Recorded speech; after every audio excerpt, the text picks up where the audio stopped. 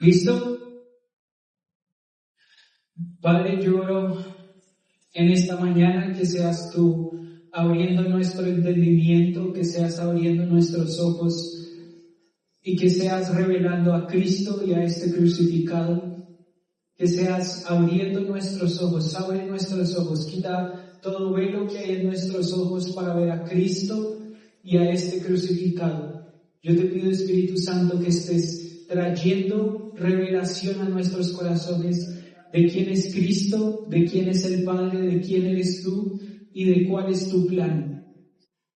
Te lo pido en el nombre de Jesús. Amén. Amén. Listo, y ahora sí se pueden sentar. Y empecemos.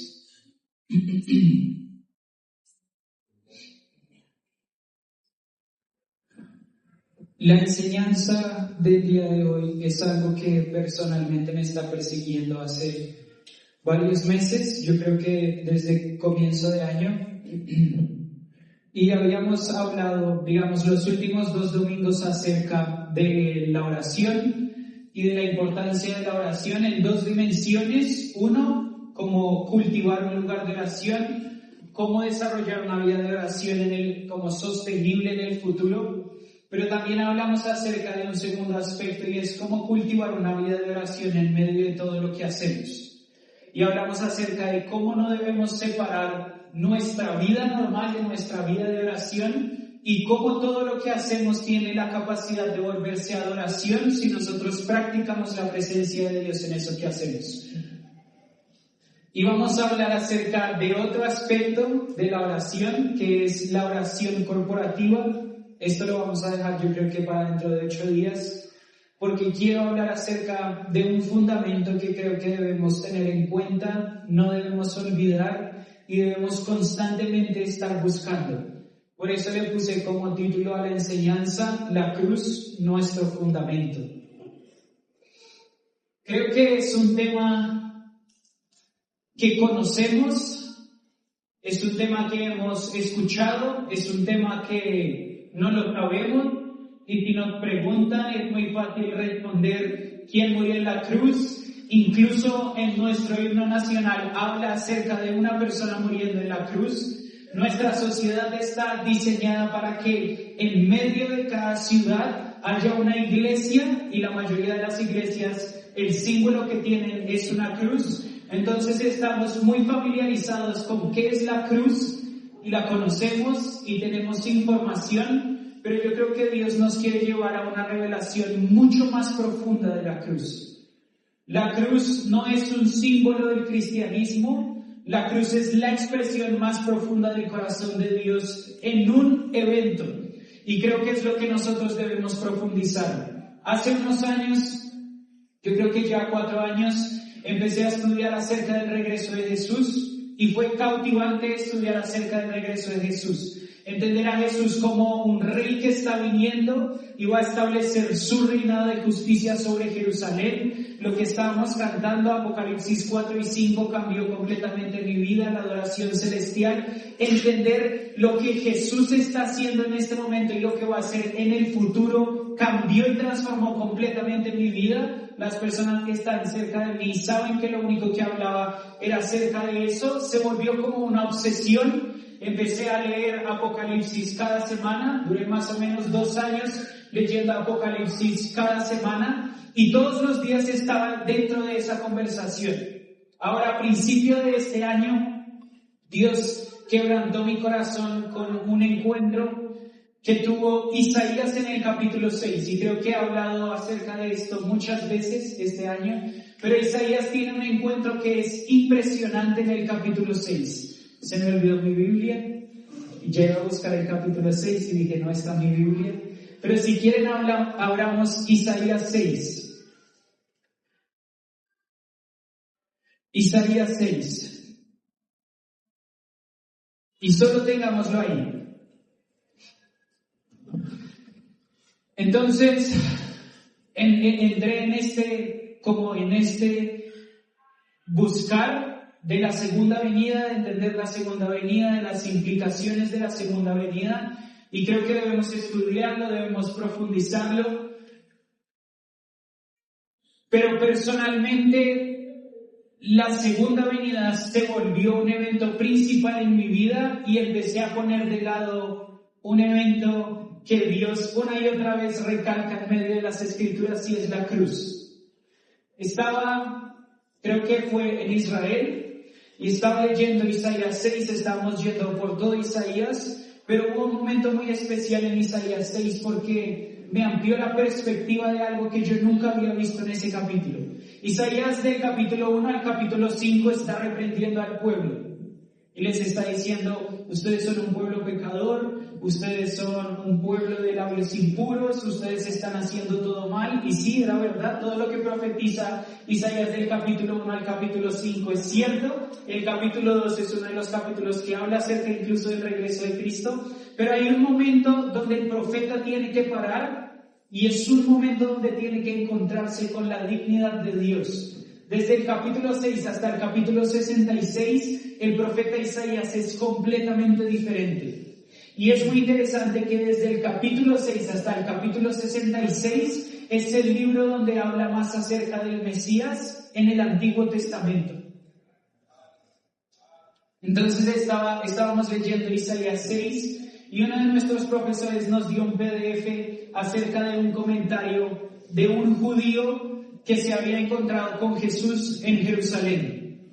Este judío venía buscando como respuestas acerca de la vida, estaba buscando como en medio del budismo, en medio de diferentes cosas, y él siente que tiene que ir a Jerusalén porque era un judío, se va a Jerusalén y Jesús se le aparece físicamente y cambia completamente su vida. Es una persona que ha escrito muchos libros, inspiró a la iglesia mundial con todo lo que escribió, pero hubo algo que me llamó mucho la atención y está en el capítulo 6 para que lo veamos bien. De esto ya he hablado, pero creo que Dios quiere traer algo más profundo hoy. Capítulo 6, versículo 1. Dice: en el año de la muerte del rey Usías, vi yo al Señor sentado sobre un trono alto y sublime, y la orla de su manto llenaba el templo. Por encima de él había serafines, cada uno tenía 6 alas, con 2 cubrían sus rostros, con 2 cubrían sus pies y con 2 volaban. Y el uno al otro daba voces diciendo: Santo, Santo, Santo es el Señor de los ejércitos. Llena está toda la tierra de su gloria. Y se estremecieron los cimientos de los umbrales a la voz del que clamaba, y la casa se llenó de humo. Entonces dije: ay de mí, porque estoy perdido, pues soy hombre de labios impuros, y en medio de un pueblo de labios inmundos habito, porque mis ojos han visto al Rey, al Señor de los ejércitos. Quedémonos ahí.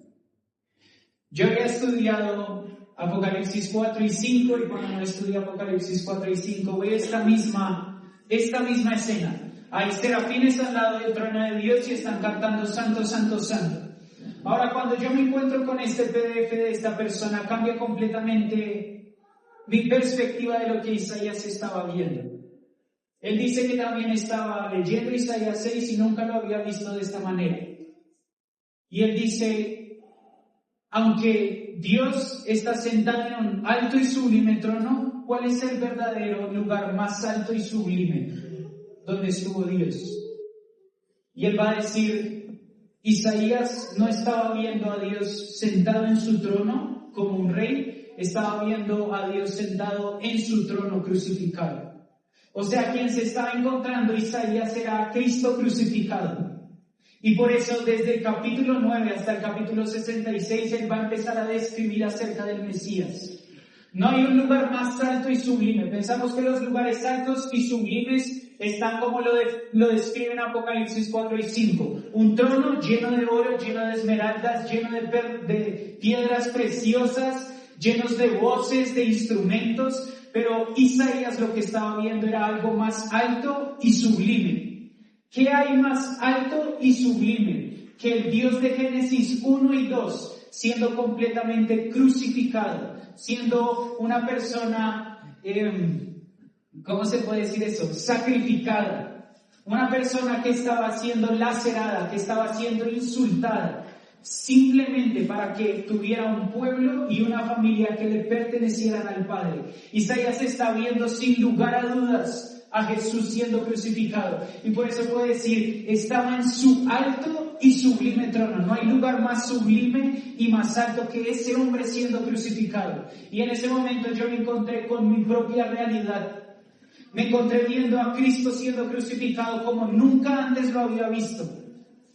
Y este es el punto número 1. Un encuentro con la cruz tiene que afectar nuestra vida, sí o sí.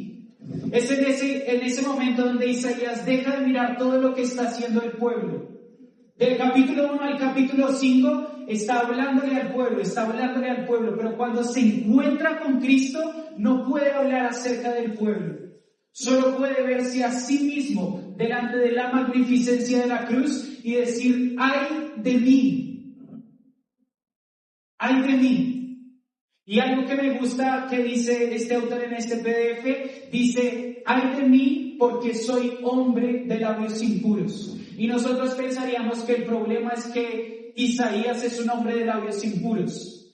Me gusta la perspectiva que él da, dice, con que Isaías dijera, ¡ay de mí, soy hombre!, ya lo tiene completamente derrotado. El solo hecho de ser seres humanos delante de la majestad de la cruz nos hace completamente obsoletos, derrotados. Y creo que esta es la realidad a la que nosotros debemos acercarnos. La realidad de la cruz es incómoda porque cuando nos acercamos a la cruz estamos completamente deshechos y derrotados. Cuando nos acercamos a la cruz se acaba nuestro orgullo. Cuando nos acercamos a la cruz se acaban nuestras excusas. Cuando nos acercamos a la cruz tenemos que derrotarnos delante de la majestad del único que es santo, que es digno y se hizo hombre solo para morir por nuestros pecados. Es un lugar incómodo. Y debe volverse el centro de la iglesia, el centro de nuestros mensajes. Porque estamos cómodos con nuestras vidas. Porque pensamos muy bien de nosotros mismos. Porque pensamos que somos buenos y porque seguimos leyes morales estamos bien. Y no, debemos acercarnos a la cruz y decir, ¡ay de mí, estoy deshecho y derrotado! Solo los que se acercan a la cruz de esa manera empiezan a experimentar el poder de la resurrección. Vamos a tocar ese punto al final, pero yo creo que nos estamos acercando al movimiento apostólico como el de Hechos. Y yo creo que la iglesia no ha entrado al poder y a la autoridad del libro de Hechos porque no han abrazado la cruz como esos 12 hombres lo hicieron. Si Jesús no hubiera abrazado la cruz, si hubiera abrazado el sacrificio y el sufrimiento, no hubiera experimentado el poder de la resurrección. El verdadero problema de nosotros como iglesia, y me incluyo, de mi problema, es que no estoy dispuesto a crucificarme con Cristo. Y por eso no experimento el poder de la resurrección, porque estoy tan lleno de mí mismo, de mis ideas, de mi autosuficiencia, confío tanto en mí mismo, que no voy constantemente a la cruz y por eso no experimento constantemente el poder de la resurrección. Cristo nos está llevando una vez más a abrir nuestros ojos a la cruz. No podemos seguir nuestras vidas igual si realmente nos encontramos con la cruz.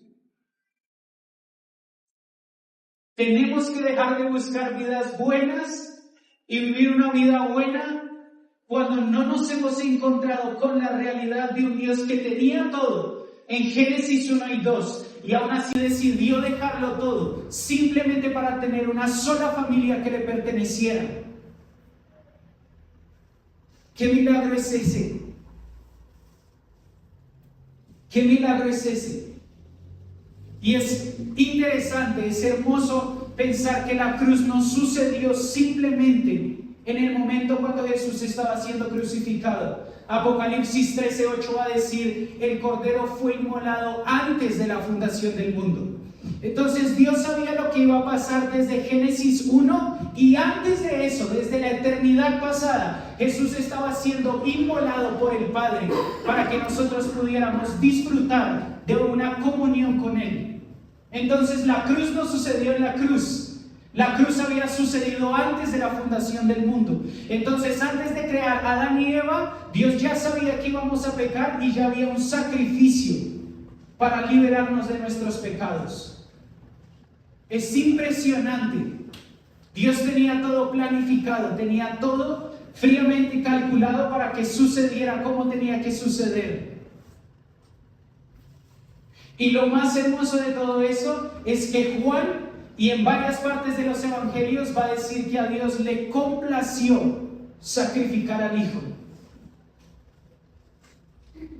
A Dios le generó placer en medio de su dolor sacrificar al Hijo. A Jesús no lo mataron las potestades, no lo mataron los demonios, no lo mató Roma, no lo mataron los judíos. A Jesús lo mató el Padre.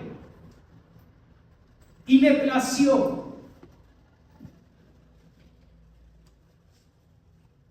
¿Cuántos de nosotros, si tuviéramos un hijo, nos daría placer sacrificarlo por el bien de otra persona? Y el Padre estaba placido antes de crear toda la tierra, sacrificando al Hijo. Isaías 53 lo va a decir. ¿Qué tipo de Padre tenemos? ¿Qué tipo de Dios tenemos que está dispuesto a pasar el tipo de sufrimiento más horrible conocido en la historia simplemente por hacernos parte de su historia? Es impresionante. Punto número 1, la cruz debe afectar nuestra vida. No solo una parte, debe afectar todas las áreas de nuestra vida. La cruz es incómoda, sí es incómoda, porque muestra quiénes realmente somos delante del corazón de un Dios manso y humilde. La cruz es el lugar más incómodo en el que podemos estar. Hace unos, yo creo que meses o algo así, yo venía en esta conversación y le estaba diciendo a Dios, Dios, yo quiero ver a Cristo crucificado. Yo quiero ver a Cristo crucificado. Y no me acuerdo porque Isa me contó esto, no me acuerdo bien la historia. Creo que estaba hablando con Alvarito, pero ella tuvo como un tipo de visión donde Jesús estaba completamente sangrando. Estaban sus barbas chorreando sangre. Y él le estaba, no me acuerdo si entregando una corona de espinas, pero él tenía sus manos entregando algo completamente chorreado. En ese momento fue como si algo se hubiera prendido dentro de mí y empezó a generarse una pasión por Cristo crucificado. Y mi pregunta solo era, ¿qué fue? ¿Qué fue lo que hizo Jesús? Le preguntaba, ¿qué fue lo que hizo que vinieras y padecieras el tipo de sacrificio, el tipo de dolor, el tipo de sufrimiento que sufriste? Y me llevó a Hebreos 13. Hebreos 13 dice que por el gozo puesto delante de Cristo, Él atravesó la cruz con suprema alegría. O sea, cada vez que Jesús estaba siendo lacerado, su barba estaba siendo arrancada, la gente se estaba burlando alrededor de él tenía algo en su corazón, el gozo puesto delante de él. Él estaba pensando en un pueblo, él estaba pensando en una novia, él estaba pensando en personas que por medio de su sangre las iba a comprar para hacerlas parte de su familia. ¿Qué privilegio tenemos? ¿Qué Dios tenemos? Buda no se sacrificó por nadie. Mahoma no se sacrificó por nadie. Ningún Dios se ha sacrificado y ha tomado un lugar de sufrimiento simplemente para que los otros puedan disfrutar de vida. Y vida en abundancia es lo que Jesús va a decir. No hay un Dios que se compare a nuestro Dios. Estaban tan confundidos los demonios que van a decir que ellos lo mataron. Dios usó a los demonios, ellos lo mataron y pensaron que habían ganado. Efesios va a decir eso. Y va a decir, el plan estaba tan bien establecido que lo mataron pensando que iban a ser derrotados. El reino de los cielos. ¿Y quién terminó siendo derrotado? Fue el reino de las tinieblas. Yo puedo imaginar esa escena mientras Jesús está siendo crucificado y los demonios se están riendo, están haciendo burla acerca de él. El problema es que la forma con la que Dios usa para desmantelar y acabar las potestades es por medio de un pueblo que abraza la cruz y que es manso y humilde de corazón. Fue la forma en la que Jesús desmanteló a los principados y potestades, tomando forma de siervo y haciéndose obediente hasta la muerte y muerte de cruz. Creo que podemos seguir hablando acerca de esto, pero quiero ir al punto número 2. La cruz afecta nuestras relaciones. La cruz sí debe afectar nuestras relaciones. Cómo nos relacionamos con otras personas. Algo que pude entender también hace poco es cuando Jesús dice, si ustedes no perdonan a las personas, a los que nos ofenden, el Padre que está en los cielos tampoco los va a perdonar. Y uno queda un poco sacado de onda porque dice, bueno, Dios, o sea, si no perdono, entonces tú no me perdonas, pero entonces, ¿cómo funciona la salvación? Y algo que Dios me mostraba es, hay dos tipos de camino que nosotros debemos elegir. Y es la forma en la que nosotros nos relacionamos con Dios y nos relacionamos con otros. Ahora, hay un camino que es la justicia. Podemos relacionarnos con las otras personas por medio de la justicia. ¿Eso qué quiere decir? Que depende de lo que haga la persona, tiene una recompensa. Si se porta bien contigo, lo que recibe es que yo me porte bien con él. Es una relación transaccional. Ahora podemos relacionarnos con las personas por medio de la gracia, que es como se relaciona Dios con nosotros. Y dice, así tú me hagas mal, yo te hago bien. Por eso Pablo va a decir, entonces, ¿qué haremos? ¿Cómo venceremos el mal? Haciendo el bien. ¿Venceremos el mal con mal? No. Vamos a vencer el mal haciendo el bien. Por eso Jesús va a decir, amen a sus enemigos y perdónenlos. Oren por ellos, bendíganlos. Los fariseos y los gentiles, ellos aman a los que los aman. Tienen relaciones transaccionales. Si tú me amas, yo te amo. Si no me amas, yo no te amo. Ahora, la cruz debe afectar nuestras relaciones porque nosotros no amamos con la medida que nosotros debemos amar. Nosotros amamos con la medida con la que fuimos amados. Entonces podemos escoger algún camino. ¿Cómo nos relacionamos con Dios? Si es por medio de la gracia, así debemos relacionarnos con otras personas. Ahora, si queremos relacionarnos con otras personas otras personas por medio de la justicia y pagar mal por mal, nos debemos relacionar de la misma forma con Dios. Y si nos relacionamos de la misma forma con Dios, estamos deshechos. Ahora, ¿de qué forma nos queremos relacionar? Por eso la cruz debe ser el fundamento. Porque ¿qué es lo que hace Jesús en medio de la burla, en medio de todo lo que le están haciendo? Nunca piensa en sí mismo. Por eso la cruz es tan confrontante. Porque nosotros estamos en el centro de nuestras vidas, en el centro de nuestros pensamientos, en el centro de nuestras relaciones. Pensamos en las relaciones con los demás, ¿en qué puedo atacar de esa persona? Y nunca pienso yo qué le puedo dar a esa persona. Pero Jesús está tan salido de sí mismo, está tan afuera del egoísmo, que lo que hace en medio de su sufrimiento es, número uno, pensar en los que lo están maltratando y ora por ellos. Padre, perdónanos, porque no saben lo que hacen. Y está tan comprometido con las personas que deja de pensar en su sufrimiento y piensa en el sufrimiento de su mamá. Juan, ahí está tu madre, cuídala.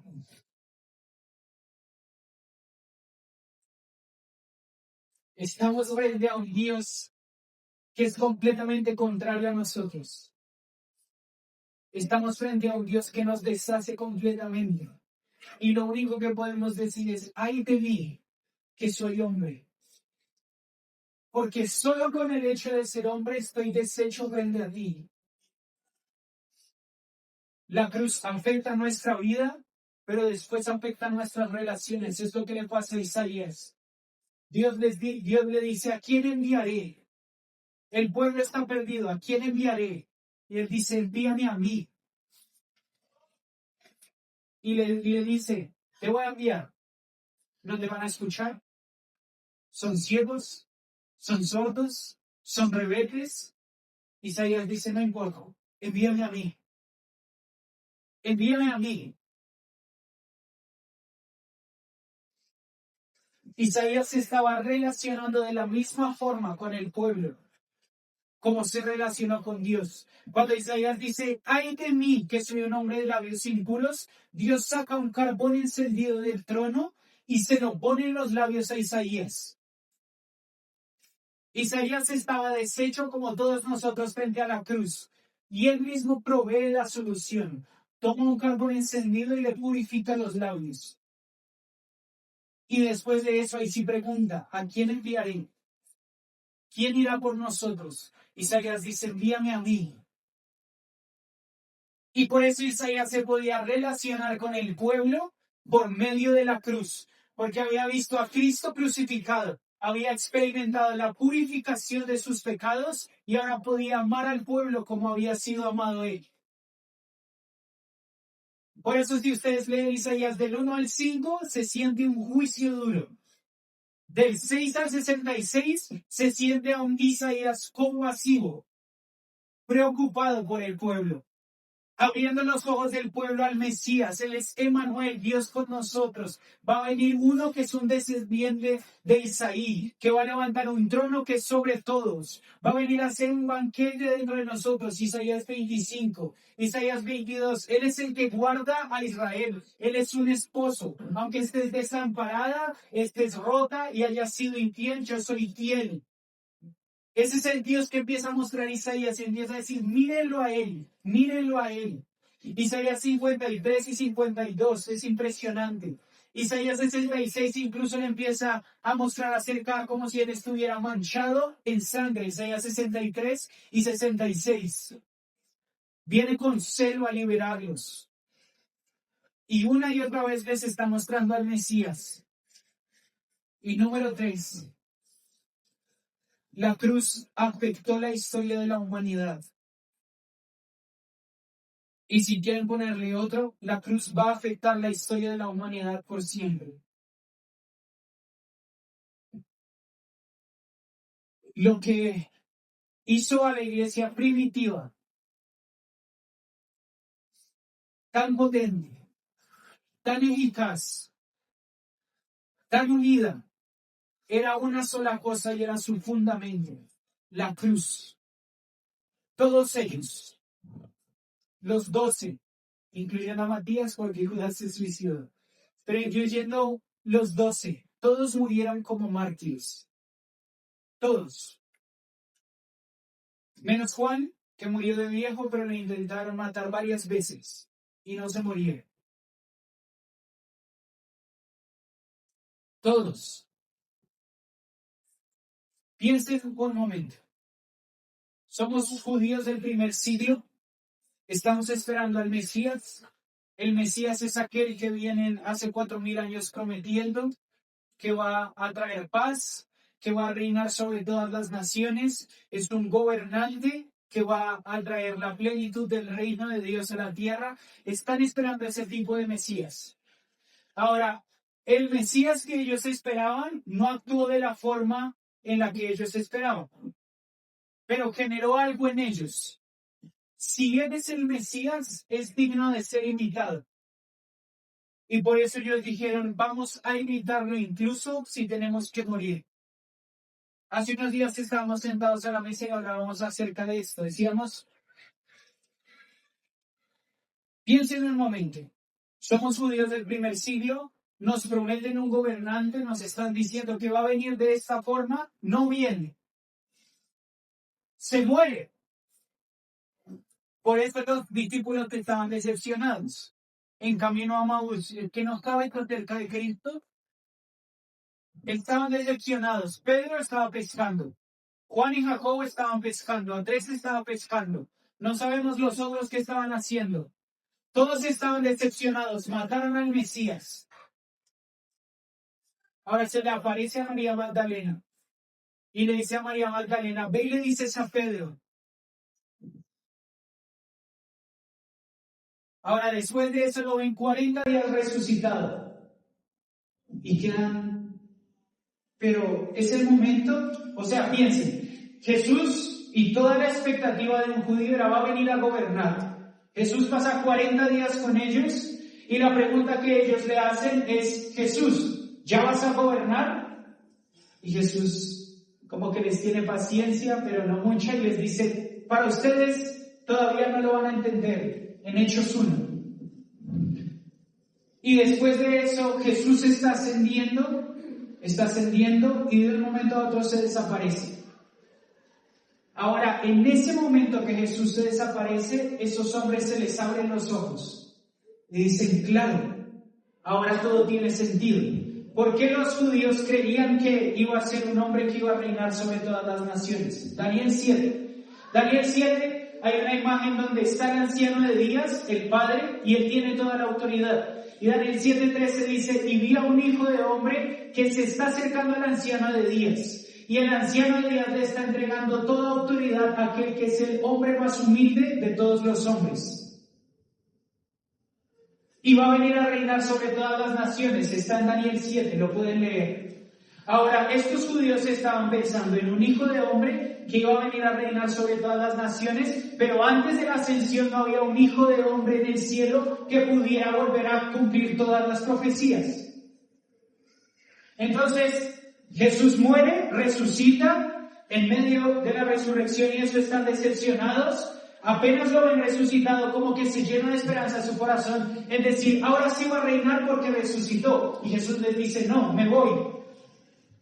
Ahora, cuando ellos lo ven ascender, dicen, hay un hombre en el cielo que puede venir a cumplir todas las profecías.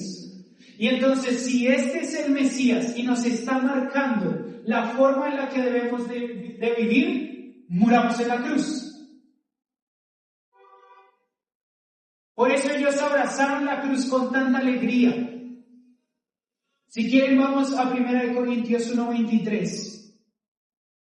Esto es lo que dice Pablo acerca de la cruz.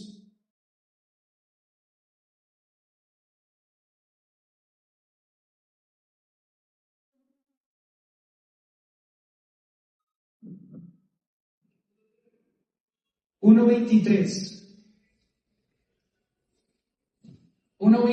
empecemos. Dice, porque en verdad los judíos piden señales y los griegos buscan sabiduría. Pero nosotros predicamos a Cristo, piedra de tropiezo para los judíos y necedad para los gentiles. Sin embargo, para los llamados, tanto judíos como griegos, Cristo es poder de Dios y sabiduría de Dios. Acá Pablo está diciendo algo que llama mi atención y trae consuelo a mi corazón cuando habla acerca de la cruz. Va a decir, para los gentiles es locura. No sé si alguna vez usted ha hablado acerca de la cruz, pero la gente queda como, ¿por qué tendría que morir Jesús en nuestro lugar? Eso no tiene sentido. Va a decir, es locura para el mundo. Y va a decir, es una piedra de tropiezo para los judíos. Ahora va a decir, para los que son llamados y escogidos, Cristo es el poder y la sabiduría de Dios. Y ahora vamos a 2 Corintios 2:2.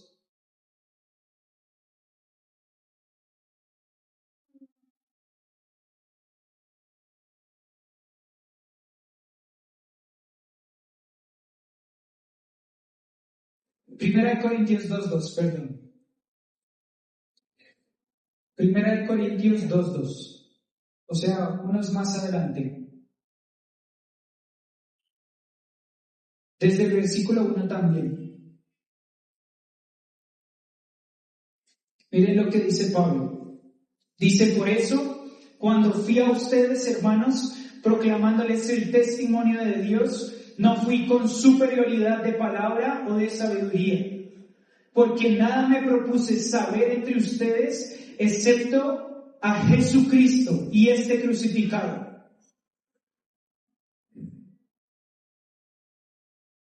Pablo resume su vida de esta forma. no me propuse saber otra cosa. No me propuse predicar otra cosa, sino a Cristo y a este crucificado. El fundamento de Pablo era Cristo y este crucificado. El centro del corazón de Dios está en la crucifixión del Hijo. El centro del Evangelio es la crucifixión del Hijo. El centro de nuestras vidas es la crucifixión del Hijo. Y todo lo que nosotros hacemos y vamos a hacer debe estar fundamentado en el sacrificio de un hombre. Ahora, la cruz afectó la historia de la humanidad, pero yo creo que la cruz va a afectar la historia de la humanidad. Yo creo que viene un movimiento apostólico, y cuando digo apostólico es con la madurez de los apóstoles, que vamos a ver. Personas que van a decir como Pablo, yo estoy juntamente crucificado con Cristo. Pablo nunca murió crucificado, pero él había abrazado tanto el mensaje de la crucifixión que había muerto mucho antes, a sí mismo, antes de ser decapitado. Y yo creo que Dios está levantando un pueblo que va a abrazar el mismo mensaje de la crucifixión. Porque Jesús en Mateo 16 y 17 les dice, el Mesías tiene que morir. Pedro le va a decir, no Señor, eso nunca te va a pasar. Y Jesús lo va a reprender y le va a decir, apártate de mí, Satanás. ¿Tú piensas que yo voy a venir conquistando? Yo vengo humillándome.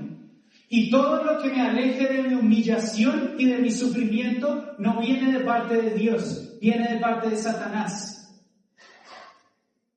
Y en ese momento, cuando le dice eso a Pedro, les dice, ahora tomen mi cruz y síganme. Y de Mateo 17 a Mateo 28 es un caminar de Jesús con sus discípulos en cómo sufrir con Él. Cómo aprender a callar, cómo aprender a abrazar la cruz. Una y otra vez Jesús les está modelando la vida que los discípulos deben vivir. Yo creo que cuando se fue Jesús, esas palabras quedaron en la mente de ellos, en el corazón. Tomen su cruz y síganme. Hemos visto falta de poder, falta de eficacia, falta de que el Evangelio corra, porque nosotros no hemos sido crucificados junto con Cristo. Porque hemos usado a Cristo como un amuleto de bendición y de salvación, pero nosotros no le entregamos nada a Él. Y Jesús va a decir, el que no deje a su familia, el que no deje a sus amigos, el que no aborrezca a sus hijos, no es digno de mí. Estaba diciendo, todo lo que compita con mi amor tiene que ser desechado. Eso no quiere decir que nos vamos a ir de la casa, nos vamos a ir a una montaña, no vamos a estar con nadie. Jesús está diciendo, no voy a dejar que nada compita con mi amor. ¿Están dispuestos a ser crucificados? ¿Están dispuestos a entender que no hay poder de resurrección si antes de eso no hay crucifixión? El problema de la iglesia es que quiere el poder de la resurrección, pero nunca ha sido crucificado. Por eso seguimos viviendo nuestras vidas tan normales cuando Dios las designó para hacer vidas completamente sobrenaturales. No hemos muerto. Y Jesús nos está llamando a tomar nuestra cruz y decirnos, es realmente cuando toman la cruz que su vida toma sentido. Nos estamos protegiendo a nosotros mismos. No queremos que nos hagan daño. Nos da miedo discipular porque de pronto abro mucho mi corazón y me hacen daño. Me da miedo abrir mi casa. Me da miedo entregar horas. ¿Qué pasaría si ayuno? De pronto me enfermo. Dios no puede tomar de mi tiempo porque eso yo lo destiné para esto. Estamos llenos de nosotros mismos y necesitamos encontrarnos con la cruz y decir, así, este tipo de vida es cómo se debe vivir y es lo que se debe hacer. El Dios de Génesis 1 y 2. Ayer escuchaba algunas estadísticas no me acuerdo muy bien, pero necesitamos más o menos 93.000 años para recorrer todo el universo a la velocidad de la luz. Dios es mucho más grande que el universo. Dios es infinito. Y su deseo es por medio de la cruz entregar mi plenitud a un pueblo. Eso no nos cabe en la cabeza. Dios es más grande que 93.000 años recorriendo toda la tierra y está dispuesto a ponerse dentro de nosotros y expresar toda su plenitud solo si nosotros aprendemos a morir y seguir sus pasos. No tiene sentido. Por eso Pablo va a decir, yo no quise saber nada más. No me hablen de nada más. Yo pienso en Pablo, había muchos deportes y cosas en Israel en ese tiempo, y el imperio greco-romano era impresionante, era exuberante, todo era imponente, impresionante. Y yo pienso a gente llegando a Pablo a hablarle de otra cosa, y Pablo diciéndoles, no me hablen de cosas que parecen sabias, pero no son sabias. Hablemos de algo mejor. Cristo y este crucificado. ¿Qué pasaría si Cristo empieza a tomar la primacía en todas nuestras conversaciones? Voy a cerrar con dos cosas que creo que muestran. 2 puntos rápidos. Pero me gustó algo que escribió Bob Search en su libro La Cruz. Dijo, minimizar la cruz tiene tanto sentido como un entrenador que deja a su mejor jugador en la banca durante el juego más importante del año. ¿Tiene algún sentido? No. Hubo uno que me gustó que dijo Bob Search. Dijo, dejar la cruz por fuera del cristianismo tiene tanto sentido como si McDonald's dejara de vender Big Macs. ¿Tiene algún sentido?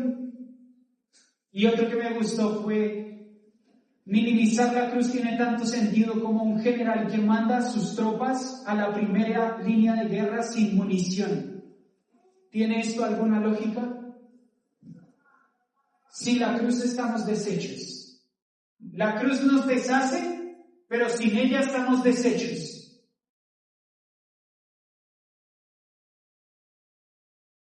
Pero hay 2 hombres que vieron la cruz y abrazaron la cruz de la forma que Dios quiere que nosotros la abracemos. Uno de esos fue Pedro, y me lo encontré en un libro que estaba leyendo, pero Pedro estaba en Roma, es lo que dicen los historiadores, y Nerón quería su cabeza.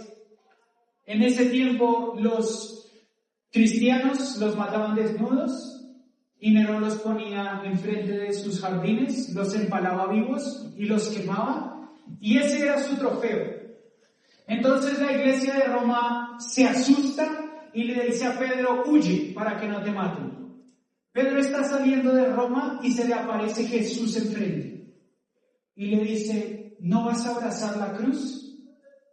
Solo le hace esa pregunta.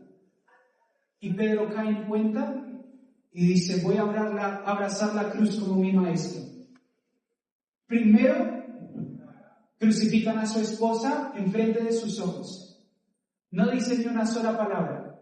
Y era Pedro el mismo que leemos en el Nuevo Testamento, el que le cortó la oreja a un soldado. No dice ni una sola palabra. Y después de eso, cuando lo van a crucificar a él, lo único que dice es, no, así no, patas arriba, porque no soy digno de morir como mi maestro. Se habían obsesionado tanto con modelar la vida de Cristo que estaban ansiosos de abrazar la muerte de Cristo. Por eso Pablo va a decir, yo anhelo que las marcas de Cristo estén sobre mi cuerpo. Hubo una frase que yo escuché hace unos años que marcó completamente mi corazón. Nosotros somos la única religión que anhela llegar al cielo y no tener ni una sola herida, cuando la adoración del cielo está adorando a un hombre lleno de heridas. Somos la única religión que quiere llegar intacta al cielo. La adoración del cielo en este momento está alrededor de un cordero que está como inmolado sangrando. ¿Qué vamos a llegar a mostrarle a Jesús? ¿Un cuerpo intacto? Cuando Él es un hombre lleno de heridas. Y la segunda que llama mucho mi atención es Andrés. Andrés, no me acuerdo bien, no lo escribí acá, no me acuerdo dónde estaba, pero si no estoy mal, Andrés creo que fue a Rusia o a Polonia, alguno de esos países. Pero cuando lo van a crucificar, él hace una petición. Y él dice, yo tampoco quiero morir como mi Señor. Crucifíquenme en X. La cruz normalmente es, bueno, ahí está, todos sabemos cómo es una cruz. Es así. Y Andrés la pide así. Dice, no me crucifiquen como mi Señor. Mientras está caminando hacia la cruz, empieza a cantar.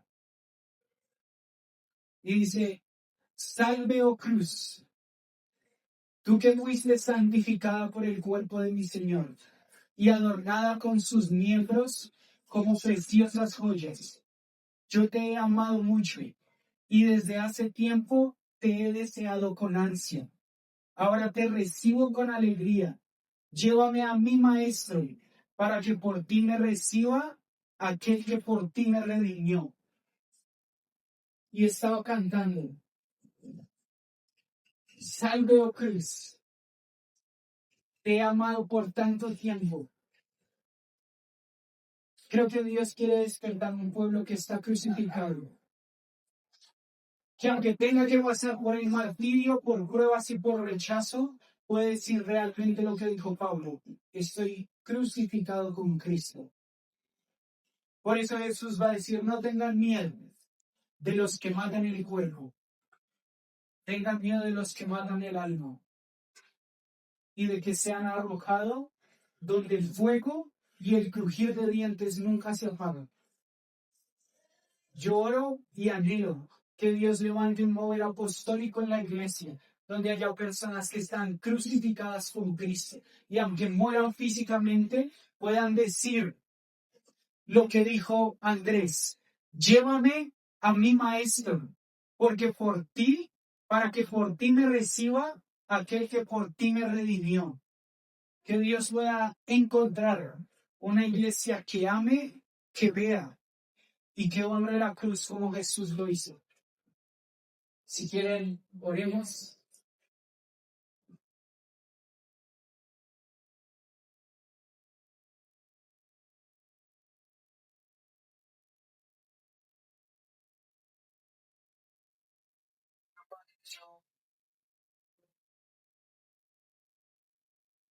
Yo oro ahora que abras nuestros ojos, como los de Isaías. Queremos ver el alto y sublime trono. Queremos ver a Cristo y a este crucificado. Queremos ver a nuestro Maestro derramando su última gota de sangre y extendiendo sus manos hacia nosotros para hacernos partícipes de sus sufrimientos y partícipes de su resurrección. Queremos a Cristo, queremos a este crucificado. Déjanos ver a Cristo, déjanos ver al hombre que vio Isaías. Déjanos ver al hombre que vio Isaías, déjanos ver lo que vio Juan en esa cruz. Déjanos ver lo que vio Andrés, que dijo, oh, Juan, hermosa cruz. Déjanos ver y danos un sentir apostólico como el de Pablo, que las marcas que hay en Cristo estén en nosotros. Que seamos partícipes de los sufrimientos de Cristo para ser partícipes de su resurrección. Y derrama el poder de la resurrección, Dios, sobre áreas que han muerto en nuestras vidas.